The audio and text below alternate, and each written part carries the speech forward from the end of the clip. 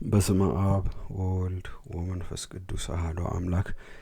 ጥር 10 በዚች ዕለት ምንም መብልን ሳይቀምሱ ምእመናን ሁሉ እስከ ምሽት ይጾሙ ዘንድ ከእኛ አስቀድመው የነበሩ ታላላቅ ሊቃውንት የቤተ ክርስቲያን መምህራን ሥርዓትን ሰሩ። በምሽትም ቢሆን በታላቁ ጾም ከሚበላው በቀር ጥሉላትን እንዳይቀምሱ በዚች ዕለት ምእመናን እስከ ምሽት እንዲጾሙ ያዘዙበት ምክንያቱ ይህ ነው።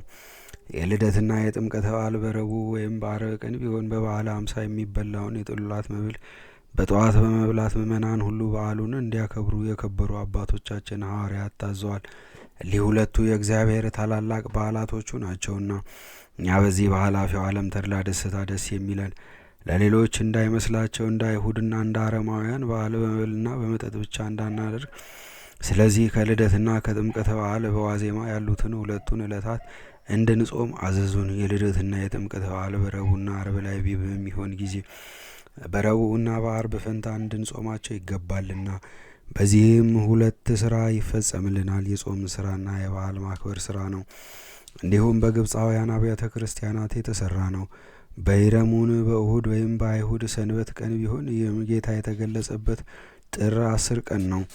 በዋዜማው ዓርብ እስከ ምሽት ይጾሙ። አስቀድመን እንደተናገርን ጥሉላት አይብሉ። የልደትና የጥምቀት በዓልም ሰኞ ቀን ቢሆን በሰንበት ቀን ይጾሙ ዘንድ አይቻልም። ነገር ግን ጥሉላትን ከመብላት ይጠበቁ። በጥምቀትም ዕለት ከእኩለ ሌሊት በፊት ተነስተው በውኃ ላይ ይጸልዩና ይጠመቁ። ሕፃናትም በሚጠመቁ ጊዜ በውኃ እንዳይገድፉ።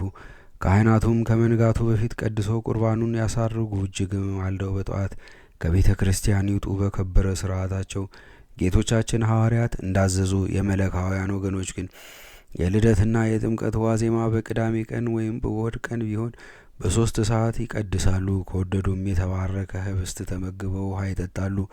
ከዚህም በኋላ ካህናቱ በቤተ ክርስቲያን ውስጥ ሆነው በየሰዓቱ በመጸለይ ለበዓሉ የሚገባውን የነቢያትን ትንቢቶች ያነባሉ። በዚያም ቀን በምሽት ይኸው ጥር 10 ነው፣ በውኃው ላይ ይጸልያሉ። ይህም አባቶቻችን ሐዋርያት እንዳዘዙት አልሆነም።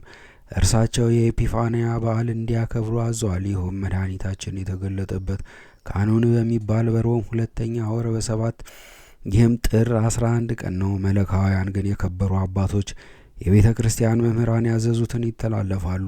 በልደትና በጥምቀተ በዓል ዓርብም ረቡዕም ቢሆን አስቀድሞ በእርሱ ፈንታ ሳይጾሙ በጠዋት ተነስተው ይበላሉና እኛንም ከበደላችን ያነጻን ዘንድ በዮርዳኖስም ወንዝ እንደገለጸ የጌትነቱን ክብር በልቡናችን ይገልጥልን ዘንድ የክብር ባለቤት የሆነ ጌታችንን ኢየሱስ ክርስቶስን እንለምነው።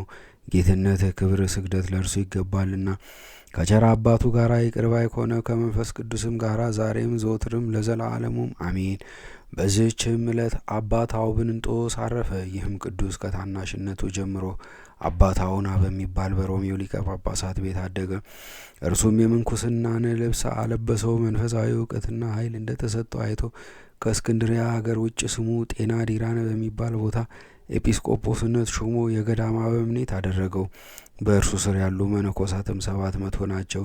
ከዚህም በኋላ ከእርሱ ጋር ላሉ መነኮሳት አለቃ የሆነ ኤጲስቆጶስ ታውብንጦስ ከከሃዲ ንጉሥ ዲዮቅልጥያኖስ ስለሆነው ሁከት በሰማ ጊዜ ሸሽቶ ወደ ደብረ ሲሃት ገዳም ሄደው እግዚአብሔርን ከምትፈራ ከአንዲት ድንግል ዘንድ ተቀመጠ። በእርሷ ቤትም ብዙ ዘመናት ኖረ። በመጀመሪያ ወደ እርሷ በገባ ጊዜ ግን ንጉሡን ስለ መፍራት ጣዖትን ስታመልክ አገኛትና የክብር ባለቤት ጌታችን ክርስቶስን ወደ ማመን መለሳት። ከዚያም ተርኑጥና መርኑስ ወደሚባሉ ገዳማት ሄደ። የአብያተ ክርስቲያናትን ወሬ ይሰማ ዘንድ ፈልጎ በጾም በጸሎት ሌሊትም በመትጋት እያገለገለ በአንዲት ገዳም ውስጥ 2-3 ቀን ተሰውሮ ያድር ነበረ። የመንፈስ ቅዱስም ጸጋ በላዩ እንዳደረ እግዚአብሔርም በእጆቹ ድንቆች ተአምራቶችን እንዳደረገ ከወንበዴዎችና ከአመፀኞች ብዙዎችን መነኮሳት አድርጎ ለእግዚአብሔር ወደ መገዛት እስከ መለሳቸው ድረስ መነኮሳቱ ሁሉም መሰከሩለት። ከዚህም በኋላ ፈጽሞ ባረጀ ጊዜ የሚሞትበትን ቀን አወቀ። ልጆቹንም የክርስቶስ በሆነች በቀናች ሃይማኖት እንዲጸኑ ትእዛዙንም እንዲጠብቁ አስተማራቸው። ወዲያውኑ በሰላም አረፈ። ለእግዚአብሔርም ምስጋና ይሁን። እኛንም በዚያ አባት ጸሎት ይማረን፣ በረከቱም ከእኛ ጋር ትኑር ለዘላለሙ አሜን። በዚችም ዕለት የሰማዕት ለጠሚያኒ የኪናሪያና የንግሥት በጥሪቃ መታሰቢያቸው ነው።